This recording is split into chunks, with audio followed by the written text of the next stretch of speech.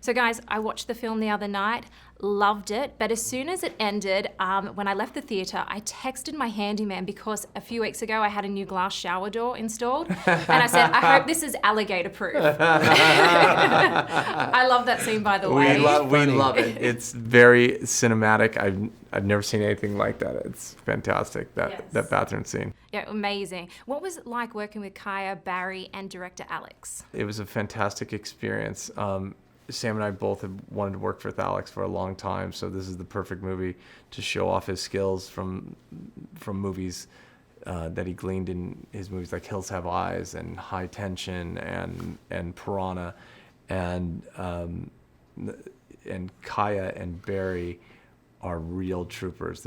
They're great actors, but to be able to endure 40 days of being in a water tank and Alex in there with him in a wetsuit for hours upon hours, it was fantastic. And a rewarding thing was that Kaya told Sam and I that and she's been on big movies like Pirates of the Caribbean, these huge franchises like the Maze Runner franchise, and she said this was one of the best filmmaking experiences she ever had. And she said that to me with her blood makeup on, and it was very funny. So it's great. Because she had to carry the movie on her and Barry's shoulders only? Yeah, the whole thing. Yeah. It probably is a really hard challenge because they're on screen every single minute of the movie, and it's not like you cut away to something. It's really them, and you don't leave them. Yeah. So the continuity of not just your makeup, but the performance, where you are, the level of desperation or hope, you've got to really track that for 90 minutes, which is 40 days as an actor. Yeah. And you got to do it while in water. And like you had mentioned, acting in water, even though the water is warm most of the time, your body temperature starts to drop, nevertheless, and by the end of the day, it must be absolutely exhausting. Yeah. Wow, well, what a compliment to get that from Kaya. Yeah. What makes this horror movie even more horrific is that the plot is pretty realistic. I mean, you think about it, you've got natural disaster in Florida, alligators, being trapped in your family home. I mean, it's realistically terrifying.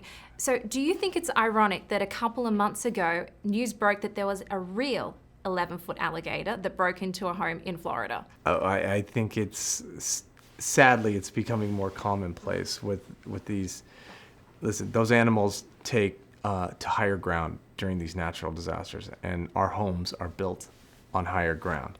So it's a convergence of the two that's just bound to happen more. I don't think we planned on that marketing event, but it just happened. And we'd seen that actually back with the Texas floods with, is it Harvey, I believe? Several people came back to their homes with alligators inside, large alligators.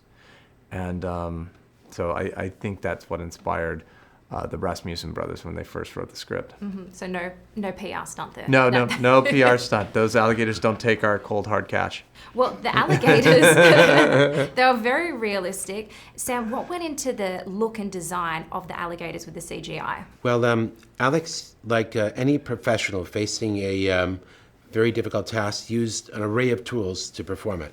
So he used CGI for sure, but he also used prosthetics. I think Alex is a big believer in having things on camera, practical effects, something you can see and feel, have the water really interacting with their tails and letting that water splash on the actor, really put them in the scene with something real. So he did that where appropriate, when it was right, but sometimes, like you like to explain, there were certain movements of an alligator that are just so primal and quick.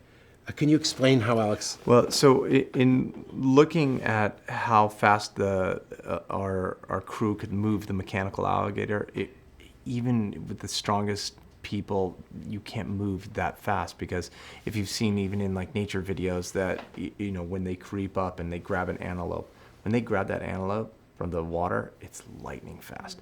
And at that point, he knew that he only could do that and recreate that reality, which is super important, and is probably why you jumped a lot in your movie, through visual effects. And Rodeo Visual Effects was our vendor, and they had done the alligators in Tarzan and in Jumanji, and so we asked them to take that and go even more realistic. Wow, well, But it definitely was. Even when it was CGI that Alex chose, he would have in the scene a rubber stand-in for the alligator, so it would be splashing, so that when he replaced it with a CGI alligator, you'd still see real water moving off of it. You'd see real water interacting with the set from a CGI construct. So he's very learned in how to combine and mix his tools. Practical with CG. Wow, Yeah. fascinating. It really worked. So Yeah. thank you so much All for right. talking to Hey You Guys. Thank you. Appreciate Awesome. your time. Thank you. Ladies and gentlemen, you're watching Hey You Guys!